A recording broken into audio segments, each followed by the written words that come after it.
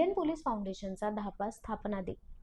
राज्याचे मुख्यमंत्री देवेंद्र फडणवीस यांच्या प्रमुख उपस्थितीत इंडियन पोलीस फाउंडेशनचा 10वा स्थापना दिन महाराष्ट्र पोलीस मुख्यालय मुंबई येथे साजरा करण्यात आला.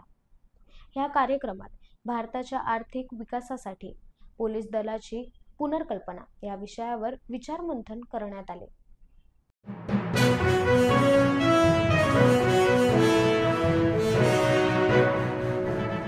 नाशिकमध्ये 4 पत्रकारांना बेदम मारहाण. नाशिकमधील त्र्यंबकेश्वरमध्ये पत्रकारांना बेदम मारहाण केल्याची बातमी समोर येत आहे.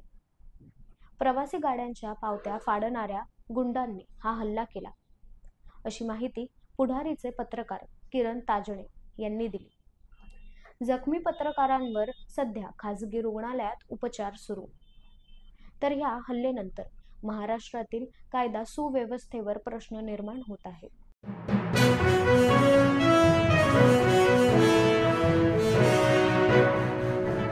तुकाराम मुंढे ॲक्शन मोडवर, बोगस दिव्यांगांवर होणार कारवाई.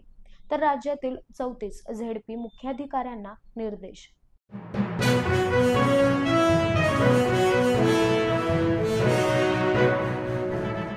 एसटीतील 17,000 जागांसाठी भरती.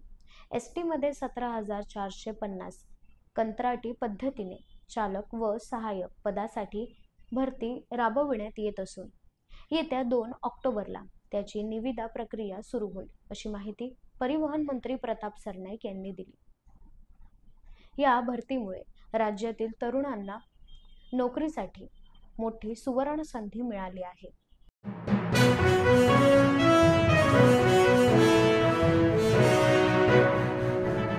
धर्मांतर वातावरण तयार करण्याचं काम सुरू आहे. संजय राऊत यांचा संतप्त टोला.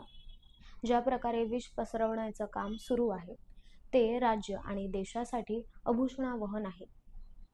संजय राऊत यांचं विश्व हिंदू परिषदेच्या मागणीवर वक्तव्य.